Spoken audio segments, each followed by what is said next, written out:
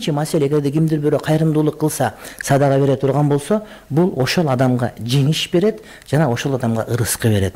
Эгерде сиз дайыма жеңиш үстүндө болгуңуз келсе, душмандарыңыз бар, жаман көргөндөрүңүз бар, же болбосо жөн эле сиздин жана атаандаштарыңыз бар, мына ошолордун үстүнөн жеңгиңиз келип, сиз алдыга чыккыңыз келип, ошол соода сатыктабы, башка маселедеби умтулууңуз келсе, ошол эле учурда ырыскыңыздын көбөйгөнүн кааласаңыз, анда садака бериңиз, анда кайрымдуулук кылыңыз. Колуңуздан келген нерсе менен, урматтуу бир тууганым. Пайгамбарыбыз алейхиссалам айтат: "Ва хал тунсаруна ва турзакуна илля бидуафаикум бисалатихим ва дуаихим" дейт. Имам Бухари риваят кылган сахих хадисте Hazreti Пайгамбар айтат: "Силер дейт, жеңишке жетишесиңер, силер ырыскыга ээ болосуңар өзүңөрдүн эң алсыздарыңар менен, алардын намаздары менен, алардын дуалары менен" дейт. Эң алсыздар мына ошол муктаж болгондор, үйү барып үйдө эмес, 40 жамачылуу боз үйдө болуп көрүнгөн жерден суу кирип аткан биздин байкуштарыбызга, үшүп аткандарга, уyu жокторго, үйү жокторго, наны жокторго, тузу жокторго, же ата-энеси жокторго, айтор муктаж болуп аткандарга садака кыла турган болсоңуз, кайрымдуулукка турган болсоңуз, ошолордун дуасы менен, ошол биздин өзүбүздүн алсыздарыбыздын дуасы менен, намазы менен, ошолордун бар болушу менен Кудай Таалам бизге ырыскы берет, Кудай Таалам бизге жакшылык берет. Анткени Кудай Таалам Кур'ан-ы Каримде айтат да: "Ва ин татаваллау ястабдил кауман гайракум". Эгерде силерге Кудайым байлык берсе, силерге бийлик берсе, силерге ырыс, дөөлөт, оомат берсе, жакшылык берсе, мына ошону муктаждарга бөлүшпөй турган болсоңор, бербей турган болсоңор, мына ошондон баш тарта турган болсоңор, анда Кудай Таалам силердин ордуңарды башка бирөөлөргө алып берет. Ястабдил кауман гайракум, силерди башка бирөөгө алмаштырат дейт. Сумма ла якуну амсалакум, бирок алар силердей болбойт дейт. Алар байлыгынан бөлүшөт, закетін берет, закеттен сырткары садакасын беришет, ашыкча кийим кийбейт, балким ашыкчасын ошол жардыларга таратып берет дейт, урматтуу бир тууганым. Анан ошол жанагы жардылар, алардын жакшы сүйүнүчү ошол бизге дуа болот. Сөзтөдө колун жазып, дуа кылып, телевизорго чыгарып, мен бердим, мына мындай сооп берди деп, Алладан сайын мындай бир жетимдердин жүзүн жер каратпастан, мындай бир аларды аябы менен мамиле кылыш керек. Бергенди милдет кылбастан, оң колун бергенди сол колун көрбөй турган болуп бере турган болсоң, мына ошолордун ыраазы болуусу, бул дуа ошолордун окуган намазынан, ошолордун дуасынан жакшылык келип турат, ырыскыңыз узун болот. Аллах Таала Кур'ан-ы Каримде Саба сүрөсүнүн 39-аятында айтат: "Ва ма анфакту мин шейин фахуа юхлифуху ва хуа хайрур разикин". Эгерде силер жарды жалчыларга, бейбечараларга, колунда жокторго, муктаждарга жардам бере турган болсоңор, кайрымдуулук колун суна турган болсоңор дейт, анда Кудай Таалам анын ордун толтурат дейт. Бул жок болуп кетпейт. Кээ бир адам ойлойт, берсем жок болуп жогандай эмес. Сенин бергениң ал орду ашыгы менен келет, ал иншаалла толо келет. Ва хуа хайрур разикин, Аллах Таала ырыскы берүүчүлөрдүн эң жакшысы дейт. Анткени ырыскыны Кудайым сага дагы берген, сен башка бирөөгө берсең, сага дагы берет, анын ордун толтуруп берет, аны жоготпой турган кылып, күйбөй турган кылып берет, урматтуу бир тууганым.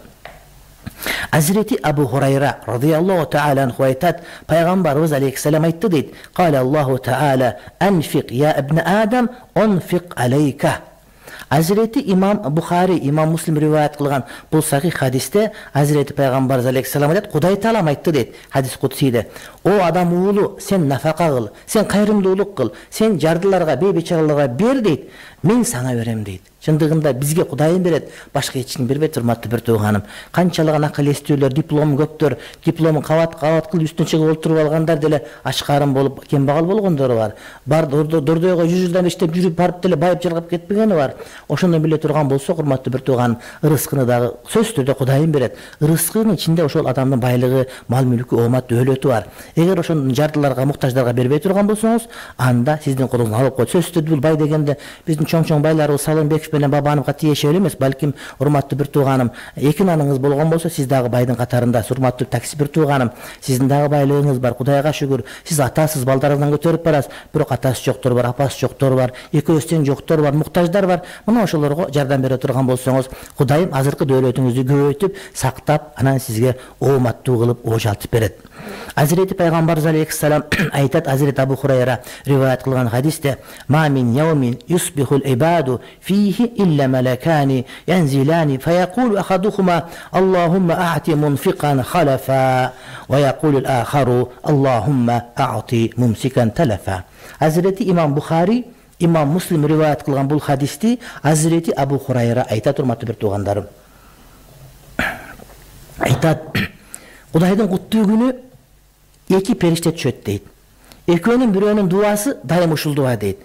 Аллахумма а'ти мунфикан халафа. О Кудайым, бергендерге бер. Жардыларга, муктаждарга бергендерге сен бер. Кайрымдуулук кылгандарга, ооруканага, жетим балдар үйүнө, жетим балдардын кийим кечесине, тамак ашына, карылар үйүнө, муктаждарга, мектептерге, жол салган, суу чыгаргандарга, айтыр ушулардын бардыгына жардам бергендерге өзүң бер Кудайым. Алардын берген ордун толтуруп, берекеси менен, ашчасы менен бер деп, керелден кечке бир периште мына ушул дуаны кылат дейт.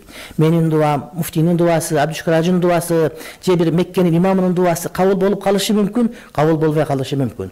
Периштелердин дуасы сөзсүз түрдө кабыл боло турган дуа, урматтуу бир тууганым. Ал эми экинчи периште Аллахумма а'ти мумсикан талафа. Байлыгы болуп туруп, мүмкүнчүлүгү болуп туруп бербей койгондорду, аларды коромжого учурат. Алардын берекесин кетир, аларды банкрот кыл деп дуа кылып турат дейт.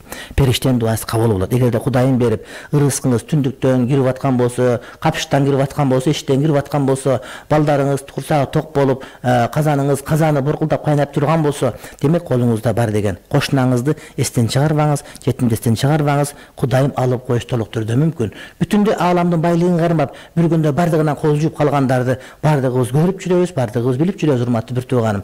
Ошондуктан жанагы периштенин дуасы бар. Аллахумма а'ти мумсикан талафа. О Кудайым деп периште дуа кылат. Бербей койгон, кайрымдуулук кылбай койгон, жакшылык кылбай койгондорду банкрот кыл деп кадимкидей дуа кылат дейт. Экинчи бир жакшылык, урматтуу бир тууганым, ас-садакату сабабун лидаф'ил бала'i ва сабабун лиш-шака'i лиш-шифа'i минал амради вал асқам. Экинчи бир береке, урматтуу бир тууганым, садака, кайрымдуулук бул адамга келе турган балеелерди, кыйынчылыктарды, жаман сыноолорду кайтарат, жана адамды ар кандай оорудан айыктырат, сакайтат, урматтуу бир тууганым. Азирети пайгамбарыбыз алейхиссалам, Азирети Анас риваят кылган хадисте айтат: "Бакиру бис-садакати фа иннал балаа ла ятахатта садаката." Азирети имам Байхақи риваят кылган бул хадисте пайгамбарыбыз алейхиссалам айтат: "Садаканы эртерээк бергенге шашылгыла, кайрымдуулукту эртерээк бергенге шашылгыла, анткени садаканы бале аттап өтө албайт" дейт. Эгерде сизге келе турган кыйынчылык башка боло турган болсо, садака берсеңиз, ошол садака менен сиз кадимгидей коргонуп каласыз. Сизге бир окутуп коём, чокутуп коём, ыстма кылып коём, жиндерге айтам, антем, минтем, же болбосо дагы бирөө келип сизге жамандык каалайм, колго түшүрөм, шпион кылам, дагы бир нерсе кылам, адам коём, же өлтүрөм, дагы бир нерсе кылам дей турган болсо, садака бергенге шашылсаңыз, берген садакаңыз сизге келе турган баленин бардыгын, урматтуу бир тууганым, сөзсүз түрдө кайтарат. Андан башка бир хадисте, бул хадисти имам Табарани өзү риваят кылат, айтат, пайгамбар алейхиссалам: "Дау мардакум бис-садака." Өзүңөрдүн ооруңарды, кеселиңерди, оорулуу адамдарыңарды садака менен дарылагыла дейт. Доктурдан эл таппай калдың, кыйналып калдың, молдого бардың, андан да эле жок калды, ооруп аткан учурда садака бергиле. Садака берип кайрымдуулук кылсаңар, Кудай Таалам силерге шифа берет. Демек, дем салдыргандан сырткары, доктурга баргандан сырткары, кан алдыргандан сырткары, жанагыдай бир сүлүк куртка солдургандан сырткары, урматтуу бир тууганым, ошол адамдар садака берип дагы дарыланса, урматтуу бир тууганым, болор экен.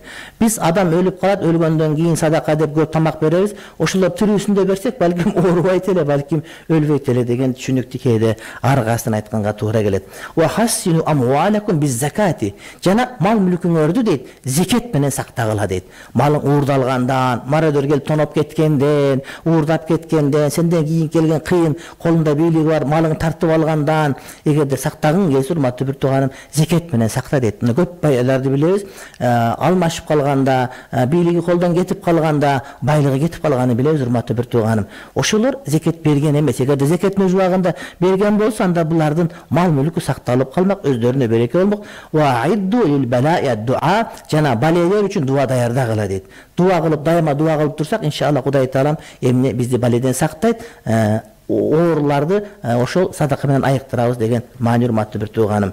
Азирети ошол халымдарыбыз айтышат, ошол өзүңөрдүн ооруңарды садака менен дарылага дегенди биз көп тажрыйба кылып көргөнбүз. Үмүт калбай калганда апарып садака берип, садака бергенде көңүлүн толтуруп берип, үйүнө бир айтат, ооруп болбой калып, оорукананы чыгарып койгондо дейт, мен барып бир кембагал үй бүлөнү тап, ошол үй бүлөнүн бардык буюмдарын жаңылап, үйүн жаңылап, мебелдерин киргизип бүткөндөн кийин үйгө келсем кадимкиде жанагы менин ооруп аткан бир тууганым атына садака кылган жакшы болуп калганын өз көзүм менен көрдүм дейт. Мына ошону тажрыйба кылып көрсөңөр да, жакшы урматтуу бир тууганым. Эгерде ооруп аткан болсо, садака бергиле, берет деген жетти кош деп мындай бир көп нерсени бере турган алым келип туруп, аз нерсе эмес, балким ылайыктуу нерсени, чындап муктаждыгы, мисалы үчүн бир баланын 1 жыл контрагын төлөп бере турган болсоң, же бир бечаранын үйүнө оңдоп берсең, анан апарып туруп 15 сом белин барына көрсөтүп садака бердим десең, ал өтпөйт. Балким чындап анын муктаждыгын жандандыра турган, жандыра турган, муктаждыгын кандыра турган болсоң, мына ошондо Кудай Таалам сенин ооруңа иншалла шифа берет.